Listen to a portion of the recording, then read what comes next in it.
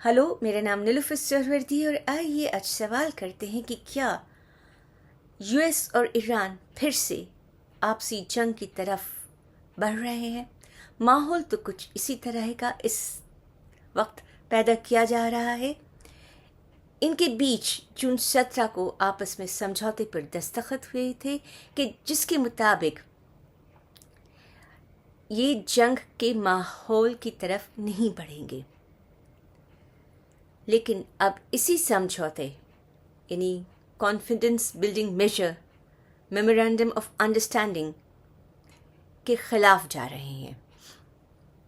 Iran का कहना है कि स्ट्रेट ऑफ हॉर्मुज़ पर उसका कंट्रोल है। अमेरिका का कहना है कि स्ट्रेट ऑफ हॉर्मुज़ से जहाज़ फ्री बगैर कोई फीस दिए हुए गुजरेंगे। अमेरिका चाह रहा है कि उसके मुताबिक स्ट्रेट ऑफ हॉर्मुज़ पे कब्जा रहे। ईरान इसके खिलाफ है। हॉर्मुज़ से एक जहाज़ गुजरा, ईरान ने उस पर हमला किया। उसके जवाब में अमेरिका ने ईरान पे हमला किया। ईरान ने उसके जवाब में अमेरिकन बेसिस जो गल्फ़ में हैं यानी बहरीन और कुवैत उन पे हमला किया।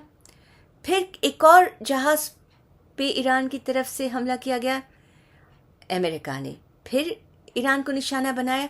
यानी ये एक सिलसिला जो इधर कुछ दिनों में शुरू हुआ वो छोटी मोटी लड़ाई की शक्ल ले रहा है, तकरीबन समझिए ले ली है।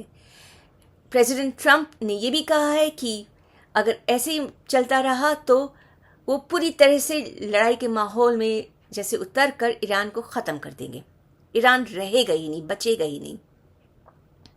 खैर, ईरान खामोशी से किसी चीज़ का सामना करने के लिए तैयार नहीं है। ये तो वो शुरू ही से कहता आ रहा है जब खुलेआम जंग हो रही थी कि वो जवाब महीनों तक दे सकता है। लेकिन अब चूंकि एक समझौते पर दस्तखत करके जिसके तहत लड़ाई नहीं होनी चाहिए आपस में, वो लोग फिर इसके खिलाफ जा रहे हैं, तो आगे क्या होगा?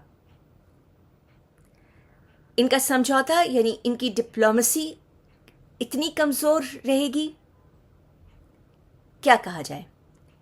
इसमें कोई आज नहीं तो कल यही सवाल उठेंगे कि प्रेसिडेंट ट्रंप की ईरान डिप्लोमेसी इतनी कमज़ोर थी या खाली एक वो दिखावा था, खाली वो एक बहाना था ईरान को फंसाने का, ट्रैप करने का। या ईरान की तरफ से क्या कहा जाए, उसको लग रहा था कि किसी न किसी तरह से उसे शायद फंसाया ही जाए। अब क्या हुआ है क्या नहीं ये तो वक्त बताएगा। लेकिन अभी देखना ये है कि कितने दिन और तक यही अमेरिका और ईरान अपने बीच हुए जून 17 के समझौते के खिलाफ जाएंगे। आप इस बात पे गौर कीजिए, इस वीडियो को लाइक भी कीजिए, सब्सक्राइब भी कीजिए। फिर मिलेंगे। Thank you.